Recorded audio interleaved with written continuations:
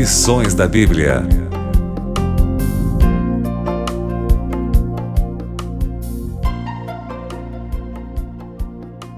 Olá amigos, aqui é o Pastor Alceu e estou hoje aqui com você no Lições da Bíblia. O tema geral é Do Norte e Sul, a Terra Gloriosa. Eu quero lembrar para você sobre o que iremos ver aqui no Lições da Bíblia, é a última metade do que já aprendemos na última semana, no capítulo 10 do livro de Daniel. A visão de Miguel acalma Daniel. Um lampejo de verdade revelou as consequências da guerra cósmica entre o bem e o mal. Vamos lembrar agora as batalhas que envolveram o povo de Deus no livro de Daniel.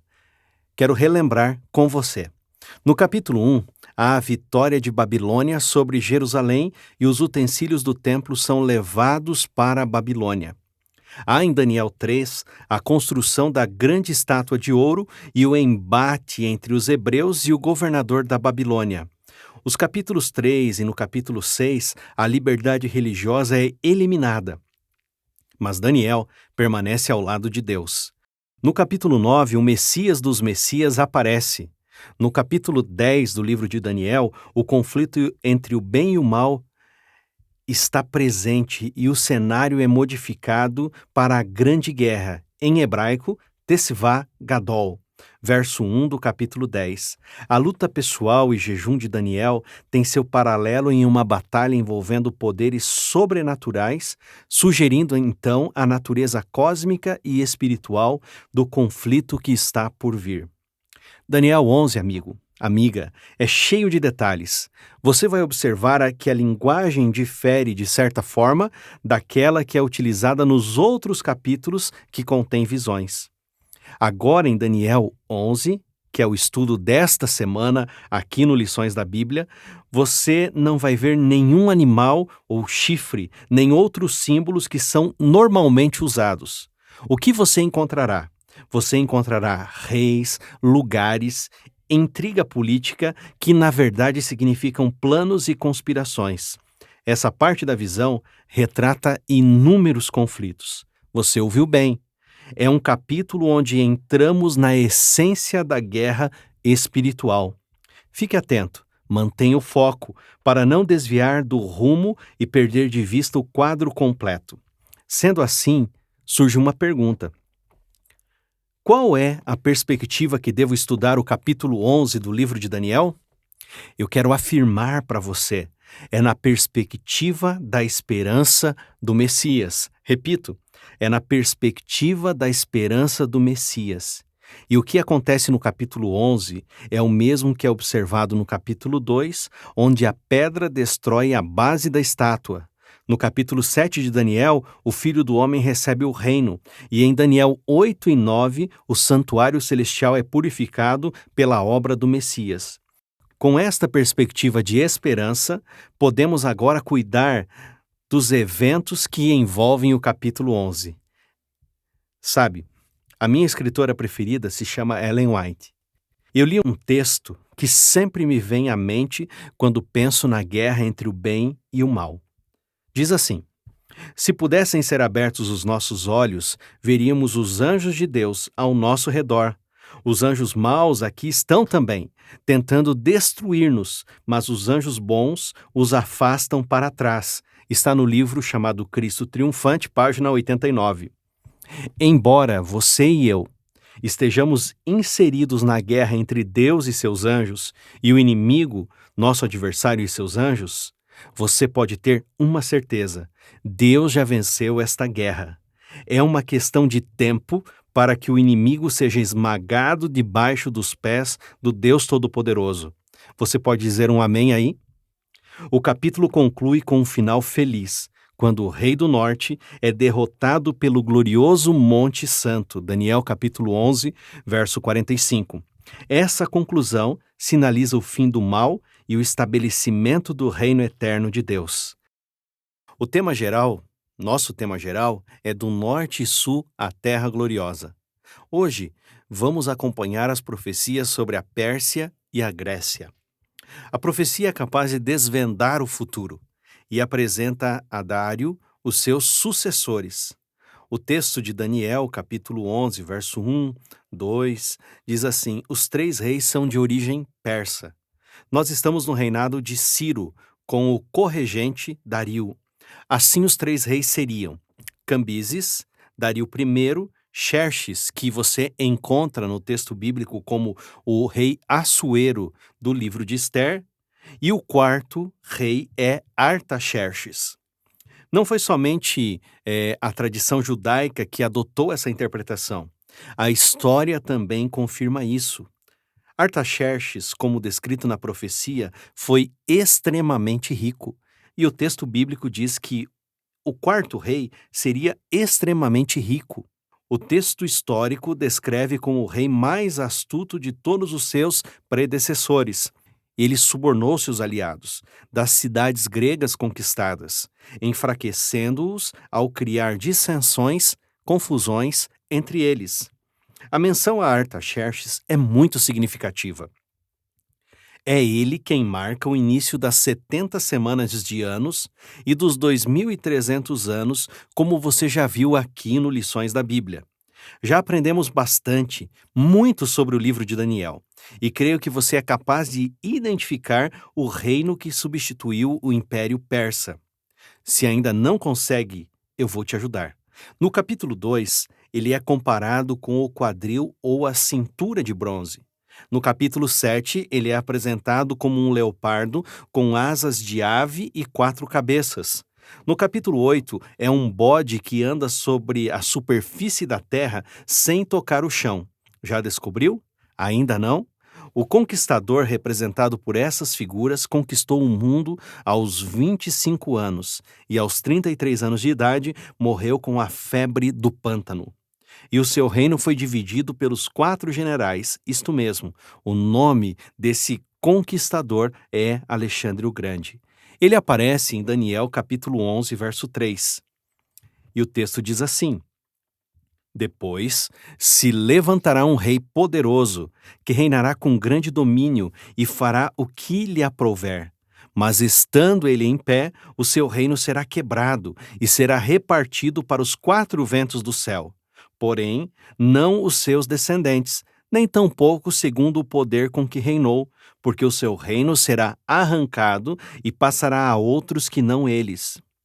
Em outras palavras, estamos aqui testemunhando a transição do poder como reino, passar para outros que não eles. A forma passar para outros que não eles relaciona-se com o verso 4. 4 ventos do céu estão relacionados com outros, também na forma plural. O reino então chega sob o controle de um poder que se levanta depois da divisão do Império Grego. Qual é esse poder? Qual é esse reino? A Bíblia diz para nós, no livro de Daniel, este novo poder, como já temos visto nas profecias anteriores, é o Império Romano. Quando você observar o verso 4, perceberá a transição do poder, onde não mais os gregos dominariam, mas sim um novo império. Olhando a profecia e a história, é possível identificar o Império Romano. A pergunta é: o que podemos aprender com estas datas, nomes, lugares e eventos históricos em Daniel capítulo 11? Em primeiro lugar, aprendemos que a profecia foi cumprida, como previsto pelo mensageiro divino. A palavra de Deus nunca falha. Em segundo lugar, aprendemos que o Deus vivo, o teu Deus, é o Senhor da história. Como Deus conduziu a história até a vinda do Messias, no capítulo 9, e até o tempo do fim, no capítulo 8, do mesmo modo, ele vai fazer até o fim. Ele está no comando da história. Ele comanda a tua história. Portanto, levante a sua cabeça. Levante a sua cabeça, porque a tua redenção está próxima. O tema geral é Do Norte e Sul, a Terra Gloriosa. Hoje, vamos acompanhar as profecias sobre a Síria e o Egito. Anteriormente, encontramos no capítulo 11 do livro de Daniel um reino que não teve nenhum descendente que reinasse. E assim, os seus 4 generais dividiram o reino e governaram. A referência está ligada ao Império Grego. Alexandre não teve um descendente. Teve um sobrinho que tentou reinar por alguns dias, ainda criança, e não teve possibilidade de reinar porque havia uma luta entre os 4 grandes generais de Alexandre pelo Império Grego. Ao sul, o general Ptolomeu governou tendo a sua base, sede de governo, no Egito. E o general Seleuco fez a sua base e o seu quartel-general na Síria. O Império Grego foi dividido pelos 4 generais. Então, na Síria fica Seleuco, o general. E no sul, Egito, Ptolomeu. E no sul, o Egito, fica o general Ptolomeu. Ficando um governo ao norte e outro ao sul da terra de Israel. Por isso, o capítulo 11 menciona o rei do norte e o rei do sul, porque tem a ver com o povo de Deus no meio desse conflito entre o norte e o sul, que é o Monte Santo, a terra gloriosa, o povo de Deus. O texto bíblico em Daniel 11, verso 5, fala da força do rei do sul e de um dos seus príncipes. Seleuco I Nicator foi um dos generais mais capazes de Ptolomeu, rei do Egito. E você encontra referência a ele no capítulo 11, verso 5 do livro de Daniel. No sul da Arábia, há uma inscrição conhecida como Glazer, número 1155.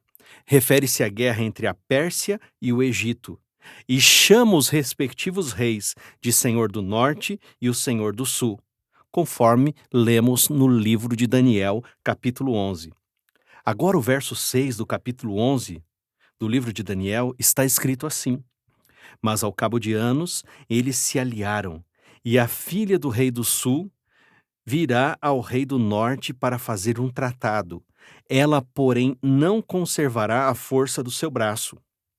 Fontes históricas informam que Antíoco II, Temos, neto de Seleuco I, casou-se com Berenice, filha do rei do Egito Ptolomeu II Filadelfo. Porém, esse acordo não durou, esse casamento não durou, devido ao assassinato de Berenice e seu filho pela rainha do norte, conhecida como Laodice. A pergunta que provavelmente está em sua mente é: por que Deus antecipou os fatos da história no governo grego? Quero dizer para você, amigo, amiga, Deus antecipa os fatos para que o povo de Deus, que está no meio do conflito, entenda que, embora existam brigas, guerras, divisões, dores, exércitos, batalhas, ele não abandonou o seu povo. E isto também tem referência a você, a sua família, a sua vida no seu dia a dia, na sua vida cotidiana. Embora tenha conflitos, guerras, batalhas, problemas, situações que você não entende o porquê, Deus está comandando a sua história e Ele não abandonou você. Entenda isso. Ele controla a história. As guerras do capítulo 11 do livro de Daniel afetariam o povo de Deus. Ele é o Senhor da história, e ao compararmos as profecias de Daniel e da Bíblia com a história, podemos ver novamente que a palavra de Deus foi cumprida. O Deus que predisse o que aconteceria com os reinos gregos, ele é o Senhor que conhece o futuro. Ele é digno de nossa confiança e fé. O teu Deus é grande, forte, poderoso e ele é um Deus vivo. Ele guia a história da humanidade, mas também dirige a sua vida se você permitir que ele o faça. E se você permitir que ele guie a sua vida, já posso antecipar o fim para você? Ele virá para te buscar, para que você viva com ele para sempre. O nosso tema geral é do norte e sul a terra gloriosa, e estamos no capítulo 11 do livro de Daniel. Hoje iremos falar sobre Roma e o príncipe da aliança. No verso 16 do capítulo 11, vemos uma transição dos reis gregos para o Império Romano. A terra gloriosa aparece, isto é, Jerusalém. Lembra que em Daniel 8, verso 9, estudamos sobre o chifre pequeno que em sua expansão horizontal atinge a terra gloriosa, isto é, Jerusalém? Estas descrições são para nos informar que há um poder no comando do mundo, e este poder é conhecido como o Império Romano. Daniel capítulo 11, verso 20, apresenta agora um cobrador de impostos, um exator. Você ouviu bem. Aparece no livro de Daniel para identificar o império e o momento da história um cobrador de impostos, um opressor externo. Era isto que era um cobrador de impostos, vindo de um reino que dominava, oprimia outro reino, um opressor externo. Essa mesma expressão para cobrador de impostos é encontrada em referência aos feitores de Israel no Egito, capítulo 3, verso 7 do livro de Êxodo, e para os opressores estrangeiros em Isaías, capítulo 9, verso 4. O texto de Daniel, capítulo 11, verso 20, refere-se a um rei que enviaria opressores, cobradores de impostos, através do reino. Já conseguiu fazer o link, a conexão entre o livro de Daniel e Lucas, que está nos evangelhos?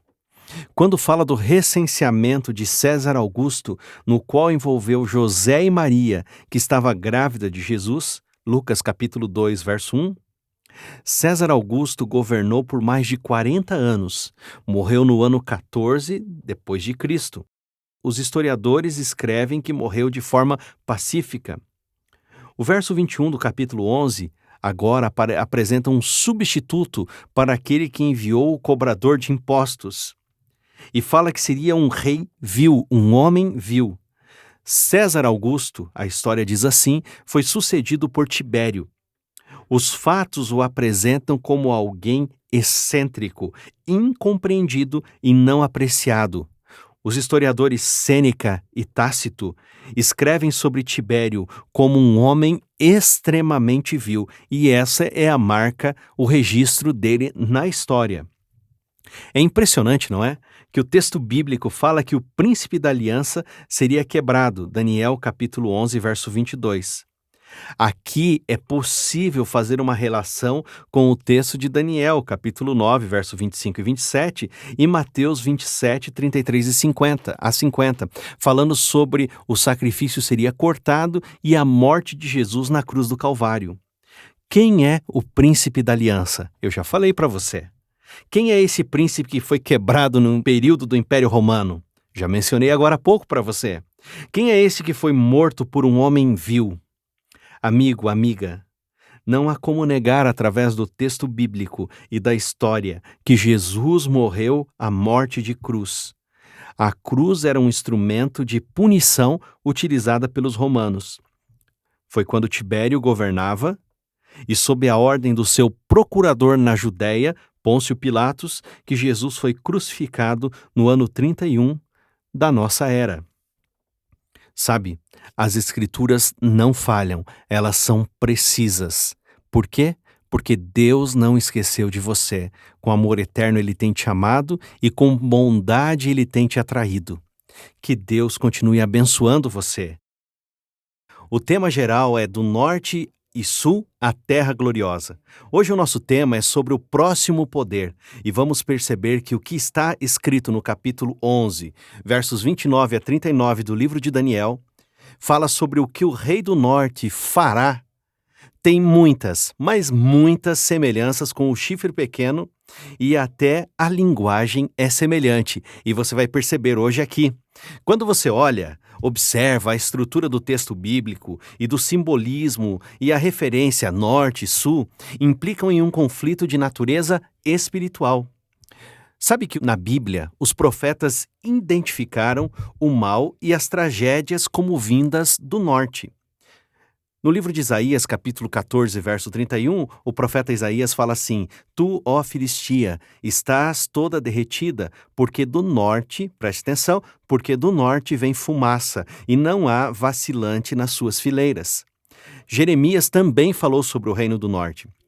Do norte se estenderá o mal sobre todos os habitantes da terra.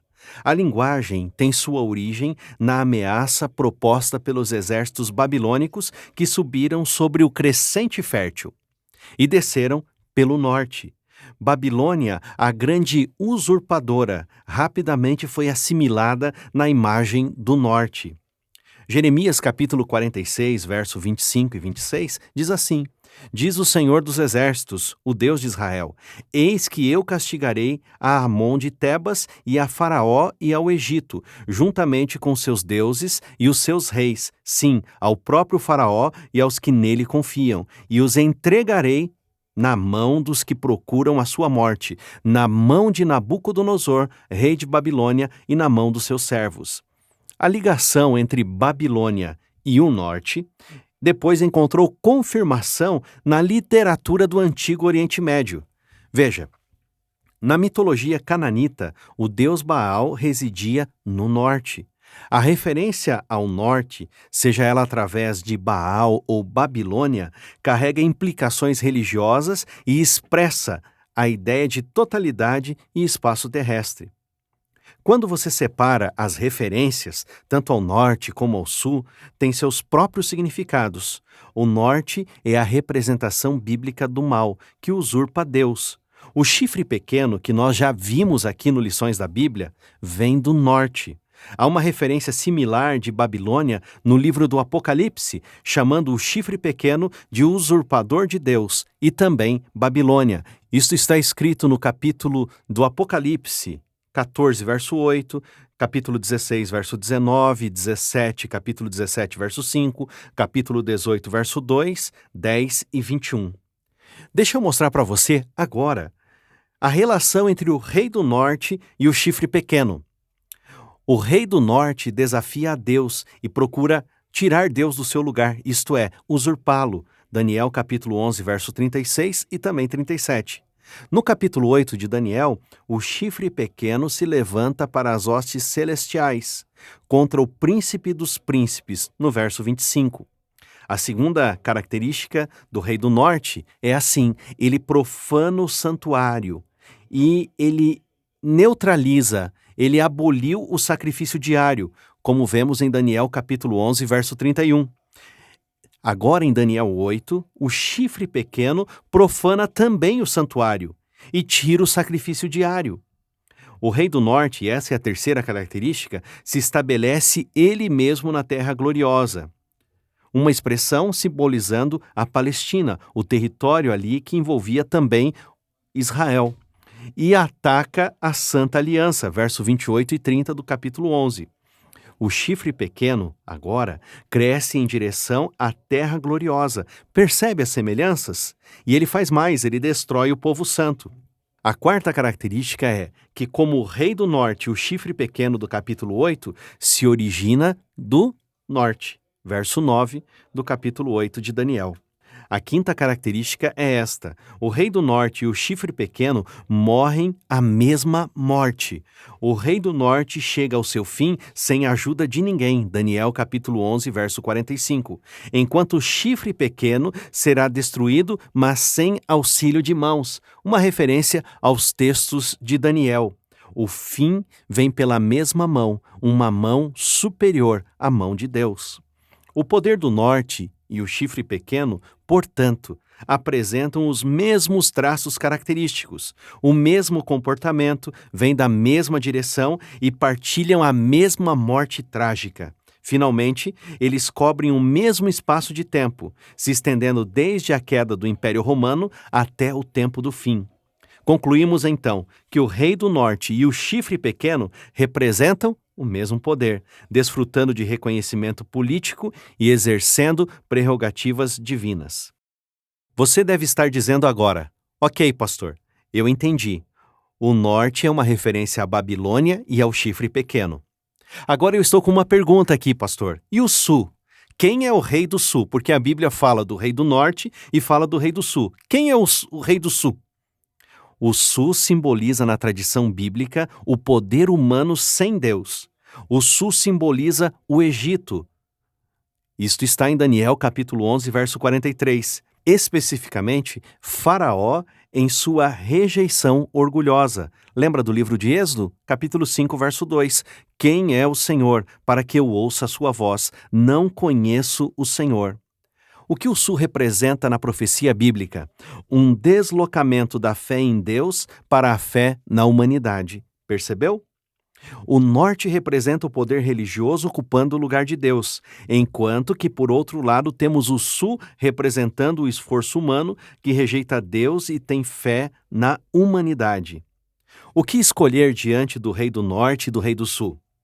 Escolha o rei dos reis, o Senhor dos senhores, o primeiro e o último, o único Deus vivo. Escolha a vida para que vivas. Que Deus abençoe você ao andar ao lado do Rei dos Reis. E nós estamos estudando, vendo, acompanhando o capítulo 11 do livro de Daniel. Ontem nós identificamos o Rei do Norte e o que os profetas bíblicos falaram sobre o Rei do Norte. E identificamos também o Rei do Sul, que é o Egito e a humanidade ao extremo. E o Rei do Norte nós identificamos como Babilônia e também como o chifre pequeno, como já estudamos aqui no Lições da Bíblia. Você sabe que, ao examinar as profecias de Daniel, nós entendemos que nós estamos no tempo do fim. E esse tempo do fim se estende da queda do papado, em 1798, até a ressurreição dos mortos, de Daniel, capítulo 2, o verso 2.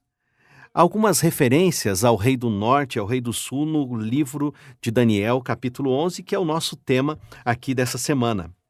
Sabe, à medida que a profecia se desenvolve, ela adquire uma dimensão teológica e ela é associada por alguns estudiosos ao ateísmo. Ellen White, comentando a referência ao Egito, em Apocalipse 11:8, declarou: isto é ateísmo, o grande conflito, página 269. Agora, o que nós vemos aqui é uma junção do Rei do Norte e do Rei do Sul. Amigo, vai chegar um momento em que o Rei do Norte e o Rei do Sul, eles vão se unir. É isso que apresenta o texto bíblico. E eles vão fazer guerra contra os santos de Deus. O Rei do Norte reúne juntos todos os movimentos religiosos que, de algum modo, exercem poder político sob a capa de boas intenções, assim como todas as organizações que promovem o céu na terra, enquanto sepultam toda a esperança de um reino celestial.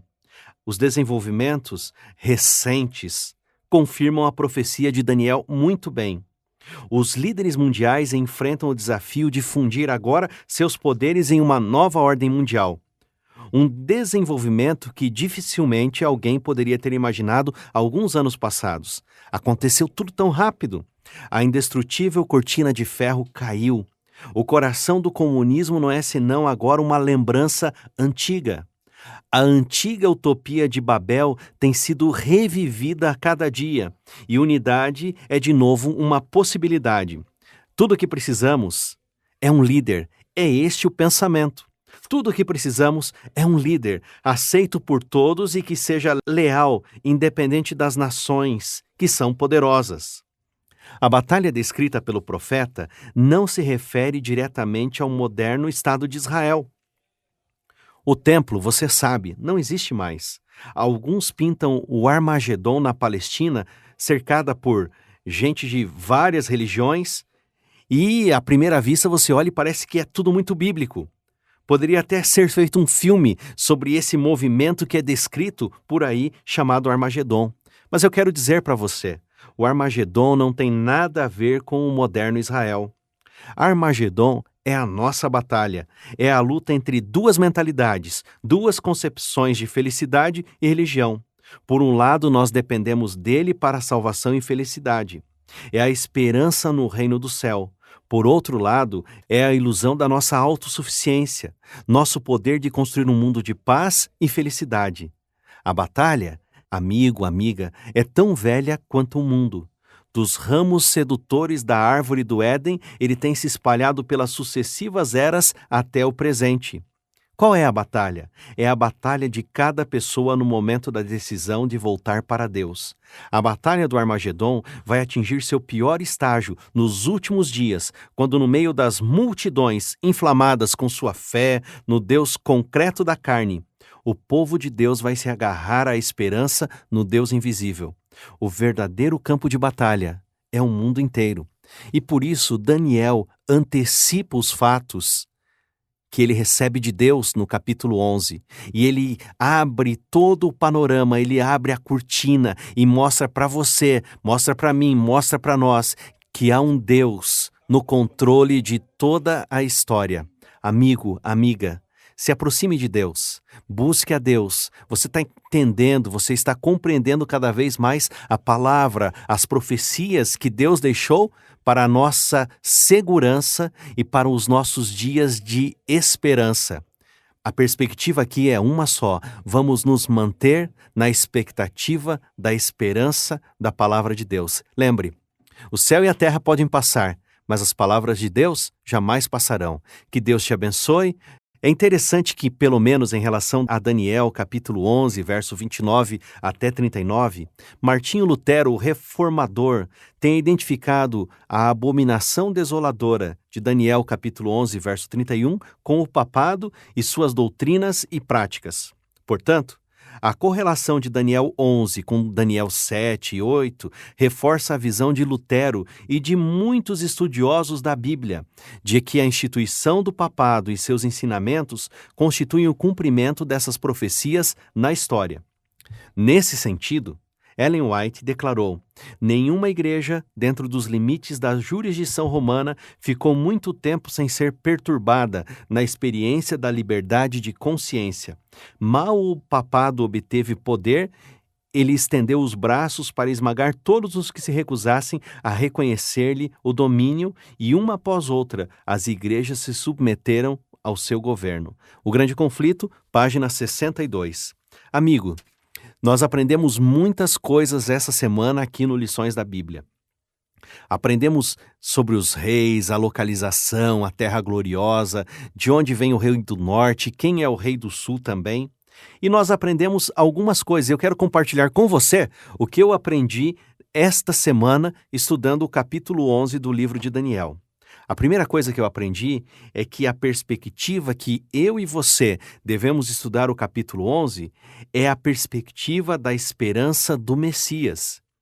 E o que acontece no capítulo 11 é o mesmo que é observado no capítulo 2, onde a pedra destrói a estátua, no capítulo 7 de Daniel, onde o Filho do Homem recebe o reino, e em Daniel 8 e 9, onde o santuário celestial é purificado pela obra do Messias. A segunda lição que eu aprendo no livro de Daniel, capítulo 11, vem de uma pergunta. O que podemos aprender com essas datas, nomes, lugares e eventos históricos do capítulo 11? Em primeiro lugar, quero dizer para você que aprendemos que a profecia foi cumprida como prevista pelo mensageiro divino. A palavra de Deus nunca falha. Em segundo lugar, aprendemos que o Deus vivo, o teu Deus, é o Senhor da história. Como Deus conduziu a história até a vinda do Messias, no capítulo 9, e até o tempo do fim, no capítulo 8, do mesmo modo, Ele vai fazer até o fim. Ele vai controlar, comandar a história do mundo e a tua história. A terceira lição aprendida essa semana é que Ele é o Senhor da história. E quando você compara o texto bíblico das profecias de Daniel com a história, podemos ver novamente que a palavra de Deus foi cumprida. O que Deus predisse, o que aconteceria com os reinos gregos, persa, se cumpriram. Ele é o Senhor que conhece o futuro. Ele é digno de nossa confiança e fé. O teu Deus é grande, forte, poderoso e vivo. A quarta lição é esta. O verso 21 do capítulo 11 apresenta um rei vil. César Augusto foi sucedido por Tibério. Os fatos o apresentam como alguém excêntrico, incompreendido e não apreciado. Sêneca e Tácito escrevem sobre Tibério como um homem extremamente vil. A palavra de Deus, mais uma vez, se cumpriu. A quinta lição é esta. A profecia tem um caráter primário e depois secundário. Explico para você. O rei do norte é facilmente identificado através da história como o reino Seleucida. E o rei do sul é identificado pelo reino Ptolomaico. Este é o aspecto primário.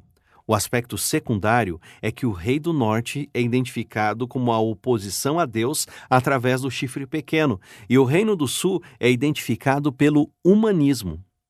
E a sexta e última lição é esta: a batalha é tão velha quanto o mundo. O engano não foge nada do primeiro engano, mas a esperança é tão viva e está mais viva do que nunca.